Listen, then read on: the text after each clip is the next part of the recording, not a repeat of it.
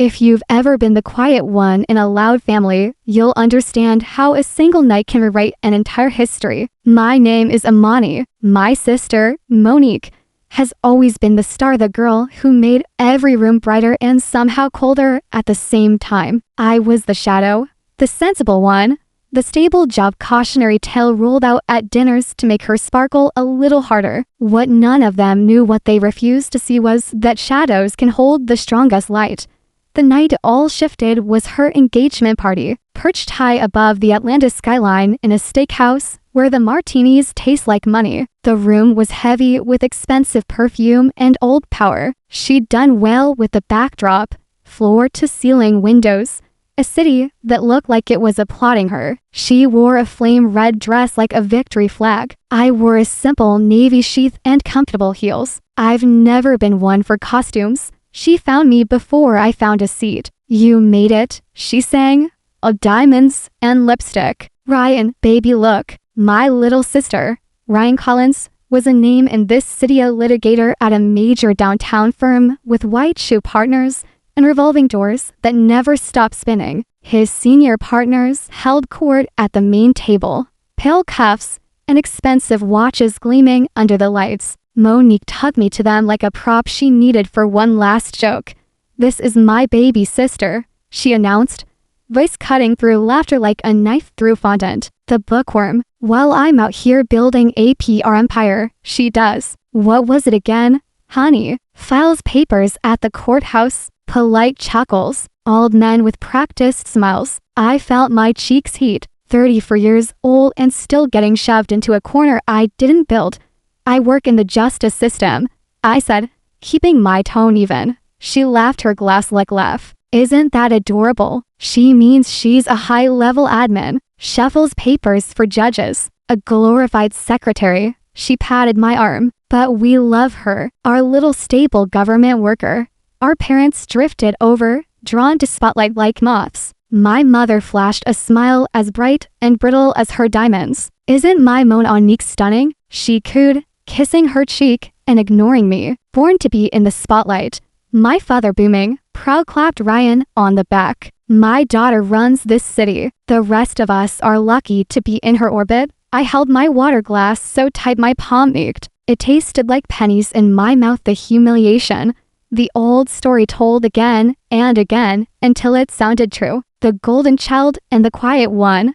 The leader and the difficult one. They always left out the missing pieces. They always forgot the night I held a Yale letter in my hands, a full ride, my future printed in blue ink. They always forgot how that letter ended up in the trash, shredded and stained with coffee grounds, and how I was told it was too far, too expensive, how the family needed me here. I went to Emory Law, right here in Atlanta. I found scholarships. I found grit. I found a way. They found a narrative that made them comfortable.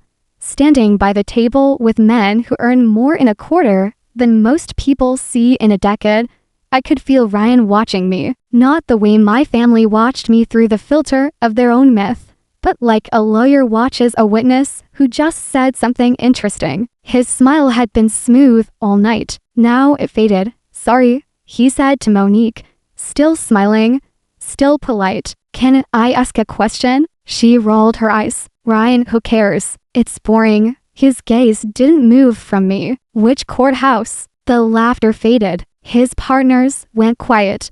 "Which courthouse do you work in?" "Exactly." I took a sip of water. I looked him in the eye. "Federal." The word landed like a glass hitting marble. "Federal," he repeated, voice lower now. "As in the district court." "The United States District Court," I said, and enunciated each word like they were bricks in a wall. "Northern District of Georgia." His dessert fork clattered against bone china. A senior partner, Henderson, slowly set down his drink. No one moved. "You're Judge Wallace," Ryan whispered, color draining from his face. "Judge E. Wallace?" I allowed myself the smallest smile. "I am." "It's a pleasure, Counselor Collins." My sister's mouth fell open. Judge, you're lying." "Mama, she's lying." "Shut up, Monique," Ryan snapped, the mask slipping entirely. He turned back to me, shaking. "Your Honor, I got Barton versus AeroCorp your docket. The $500 million patent case. For my career. Counselor, I said, letting my courtroom voice settle over the table like a gavel coming down. Any further discussion with me tonight would be ex parte. Highly inappropriate. I will expect a formal notice of conflict from your office first thing Monday. He swallowed. Yes, Your Honor. He looked like he might be sick. I looked at my sister. The red of her dress looked harsher now, under the lights. I looked at my parents. Faces frozen somewhere between shock and calculations. Congratulations on your engagement, I said to her, and walked out.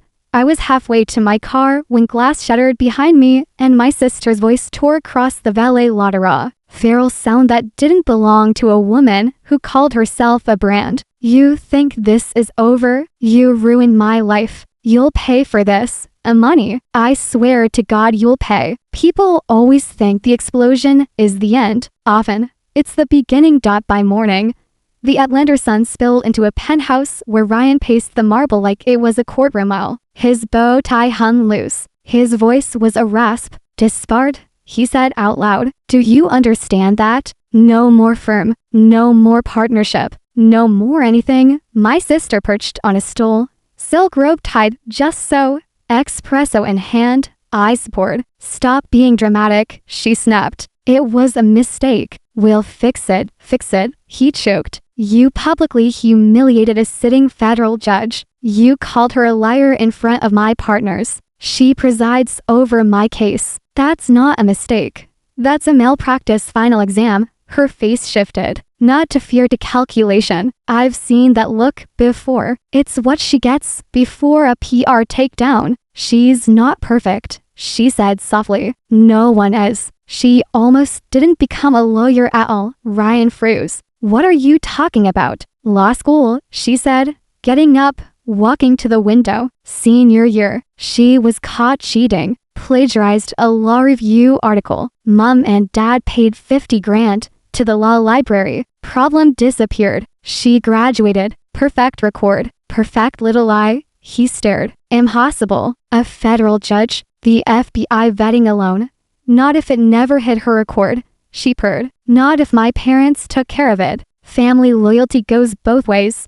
He leaned forward, desperate and dangerous at the same time. What are you going to do? She smiled. Pay my dear sister a visit at her fancy chamber. Congratulate her. Remind her of what we keep quiet for each other. She'll recuse by 5. My chambers are sanctuary. Dark wood. Law books. The Great Seal watching over everything. That afternoon, the oak door swung open without a knock. My law clerk, Sarah, flushed and breathless, tried to stop what swept in. And there she was, wearing white like a dare, sunglasses in her hair, handbag that cost as much as a semester of college. For a flash, our childhood kitchen flickered across her face, the same smug set of her mouth when she tore up my Yale letter. U.S. Marshals, I said to Sarah, keeping my voice calm. Now, stop the theatrics. My sister scoffed, her perfume swallowing the air. You fooled everyone, but you don't fool me. You have 10 seconds to leave. You're going to fix this. You are ordering a federal judge to fix a case, I said. Think very carefully about your next sentence. She leaned in, eyes glittering. You will recuse yourself from the Barton case by 5 p.m., or I will send a very detailed letter to the Judicial Conduct Committee about your plagiarism at Emory. I will send it to the State Bar. I will send it to the Washington Post. U.S. judge engaged in academic fraud. Imagine the SEO on that. I felt it, the icy crawl of a thread that knows exactly where to land. I kept my face still. Get out. She smiled, terribly sweet. You'll be impeached before Christmas. When poison is poured into your ear, the world gets quiet. You can hear your own heart. You can hear the click of a clock, the hum of an HVAC, the memory of an office a decade ago where an old professor told you that the work of your life looked too good to be yours. You can hear your parents say, we took care of it. You can hear the exact amount. My phone buzzed on cold granite that night. Ryan, every ethics rule I lived by told me not to answer. Curiosity and survival in equal measure told me to pick up. Judge, he breathed. Please don't hang up. This isn't about the case. It's about her. He sounded wrecked. He begged for 10 minutes in a public place, Piedmont Park, by the fountain. I said yes. Against every better judgment I had, I found him under a canopy of green, looking like a suit someone forgot to iron. She told me what she did, he said. She went to your chambers. She threatened you. She tried to blackmail a federal judge. She's dangerous, he swallowed. There is an easier way. You could just recuse. The family conflict is real. You'd protect yourself. Your secret stays safe. There it was, naked under the pretty ribbon, the velvet glove shove. Your secret stays safe, I repeated, my voice flat. This is about everyone surviving, he insisted, trying to look wounded and noble. Just step aside, protect myself, I said, and I laughed. It sounded like a broken bell. You want to talk about protection? You have no idea what you're standing in, do you? What are you talking about? You're looking at the wrong person. I took a step closer so he could see I wasn't blinking. There was a secret. There was a $50,000 donation, but it wasn't to protect me. He frowned, confused. I don't. Do you know the woman you're marrying? Or did you just fall in love with a resume? He opened his mouth, closed it again. My sister wasn't almost expelled from Emory, I said, voice low, deliberate. She was almost expelled from Howard. She paid an IT student to hack my files and steal my paper. She submitted it as her own. She got caught. My parents created a different scandal to bury the real one. They bought a lie and laid it on me. He stared at me, shaking his head. No, she wouldn't. Unlike my sister, I said, I don't accuse without evidence. I pulled my phone from my pocket. A tinny recording, 10 years old, filled the humid air. Her voice, crisp and cruel. I need that paper. My sister's paper. $5,000. We won't get caught. And if we do, she'll take the full. My parents will make sure of it. When it ended, the park felt silent in a way parks never feel. Ryan stumbled to an oak and threw up. I left him with a choice and a deadline. Go home, tell her you know, and deal with the fallout, or live with the ticking clock of a file you can't control. I walked away. Fear had left me. Resolve kept pace. By morning, my parents were waiting in my chambers like trespassers in a cathedral. Sarah was pale. They wouldn't leave, she whispered. They said it was life or death. Stay where you are, I told them. This is a secure federal building. My mother took a step, pearls perfectly centered at her throat. Baby, she said, was sticky with fake sweetness. We were protecting you, I laughed. I couldn't help it. Protecting me, I repeated, by paying a professor to accuse me of something I didn't do, by making it permanent in the one place I needed to be clean. We protected the family, my father thundered. Your sister is fragile. That accusation would have destroyed her. You were strong, you could handle it. And you, my mother said, tone brightening in a way that should have made every federal alarm go off, are going to fix this. Fix what? Exactly, you'll recuse from that ridiculous case and apologize to your sister. The audacity would have been funny if it hadn't been so predictable. I will do neither, I said, hand hovering over the button that calls the U.S. Marshals. My father leaned forward, voice a hiss. After everything we sacrificed, we paid for that fancy law degree. You owe us. You're right, I said. This is about what you did for me. They leaned in. That was their mistake, you claim. You paid for my education, I said, opening a drawer and sliding a thin folder onto the desk. But you didn't. He did. I let them read. My grandfather's will, Article 4, an educational trust established in 1995 for one beneficiary, me, to trustees Marcus and Brenda Wallace, amount to $150,000. Restricted use undergrad and graduate tuition. I never saw that, I said, because you told me it didn't exist. My attorney, David, slid the next stack of records across the table. Bank statements from 2008 to 2012, dates, amounts. A $5,000 withdrawal the day before my sister paid a student to hack me. A wire transfer for $50,000 the day after my plagiarism accusation and the exact day the donation hit Emery's books. My father slammed his hand down. family matter. He barked. Private, it stopped being private when you stole from a federal trust, David said, voice calm, precise. We call it wire fraud. We call it embezzlement. My mother made a sound that didn't belong to any version of her I knew. My father sagged, old suddenly, as if the suit couldn't hold him up anymore. And then the last person anyone expected to do the right thing did exactly that. Ryan stood by the door, silent as a verdict. He looked at me with a clarity I hadn't seen the night we met. For the record, he said, keeping his voice formal. I learned all of this in the last 24 hours. Ryan, my sister cried. Do something. Tell her. It's not a misunderstanding, he said, eyes on me. It's embezzlement. It's conspiracy. It's blackmail. He turned to her. No, you're not my fiancé. He pulled the ring from his pocket and let it skid across the table. The engagement is off. Her scream was animal. She lunged. David intercepted her without breaking a sweat. My father tried to be a lion. He was an old man leaning on a table that didn't belong to him. My mother whispered. It's over, like a prayer that had the wrong God. I stood. Don't thank me, I said when my mother reached for my hand, tears finally real on her face. I'm not sending those bank statements to the U.S. attorney. I'm not sending the recording to criminal court. Prison would be too simple. It's too clean. You don't deserve an ending that neat. Their hope flickered and died. You came into my sanctuary and tried to destroy what I built. I said, you don't need me to destroy you.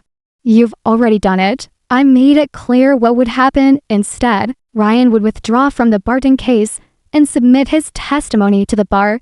The firm would terminate the consulting contract. Their creditors those loans taken against parties and country club dues and designer. Wardrobes would call the notes. The house would go. The business would collapse. There would be no merger with a prominent law firm.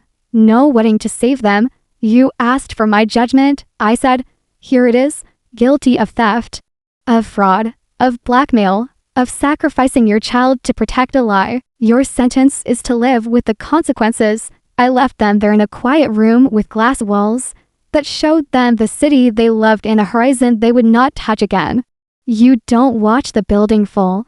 You don't need to. Gravity doesn't need an audience. 3 days later, my phone lit up with calls from family friends who'd been investors. One by one, I told them what I had told the first. Call a lawyer. Weeks after that, I drove down the street I grew up on and parked behind a mailbox that had always been too shiny. The lawn was dead where it used to be perfect. The hedges were wild. A red sign was hammered crookedly into the earth. Bank-owned, foreclosure auction. All that performance, all that pressure, all that legacy, it ended with a stake in there, ground in letters that didn't care what school you'd worn on a sweatshirt. Ryan did exactly what he promised. He withdrew from the Barton v. AeroCorp patent infringement suit. The case was reassigned. I moved on. He went to his firm's executive committee with the receipts literally and walked out not as a saboteur, but as a man who had chosen ethics over chaos. He made partner 3 months later.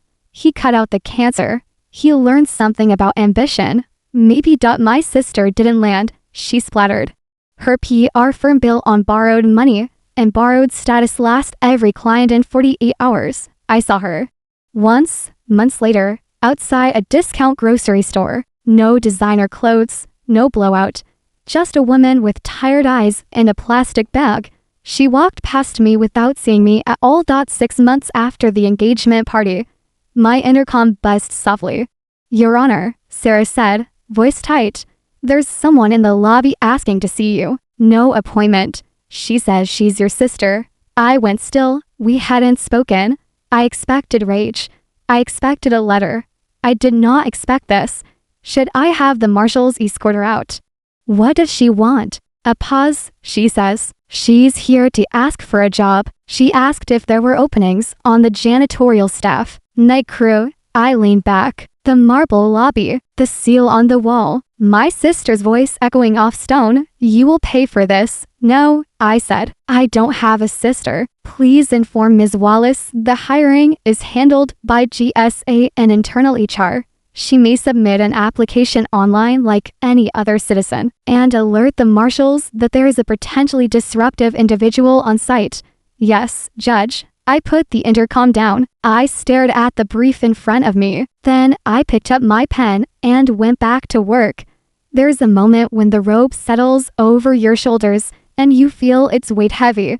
Exacting, protective. It is not a costume. It is a reminder. I took the bench for a civil rights case the afternoon. Counsel argued. I asked hard questions. The law studied me like a hand at the small of my back. Motion to dismiss is denied, I said at the end, and the room breathed in unison. Not a gesture, not a performance, just the next right thing. People think justice is a hammer. Sometimes it is. More often, it's a scale. It's balance after years of leaning. It's the ground you build when others are busy building a story about you. It's choosing the truth when loyalty to the wrong people would be easier. It's learning that your worth is not determined by those committed to misunderstanding you. My family tried to define me as the admin, the boring one, the fraud, the ungrateful. They tried to turn a life into a headline. They never understood I wasn't competing with them. I was building something they couldn't comprehend, a life of integrity and purpose in a city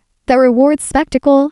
If you've been there, if you've had to pick between family and truth, tell me in the comments. Did you break a toxic cycle to save yourself? Did you step out of a shadow they insisted was your destiny? Your story matters. It matters because someone else needs to hear it. It matters because your voice is always the author of the ending. If this story struck a nerve, hit like and subscribe. Share it with someone who needs a reminder that quiet does not mean weak, that stability is not a slur, that your power is not on loan from anyone else. Share it because somewhere, a person is being told they're a sparrow in a room full of peacocks and they need to hear that wings are wings. They fly just the same. The most important lesson I learned is simple. Real power isn't the moment you win in front of a crowd. It's the day you stop needing the crowd at all. It's the hour you release the need for approval from people who'd happily watch you drown. It's the life you build when no one is clapping. It's the truth you keep long enough to use as a shield, not a sword. I am the Honorable Judge Wallace. I earned that, not because my family made a call, but because I didn't stop when a letter got torn up, when a rumor got planted, when a threat knocked on my door. I didn't stop when they tried to make me small. I didn't stop when they wanted me to fix messes I didn't make. I didn't stop when it hurt. I just kept moving toward the thing that didn't lie to me. The law. This isn't a revenge story. It's a freedom story. And freedom, at its core, is the courage to let people face the consequences of their own choices while you finally live by yours.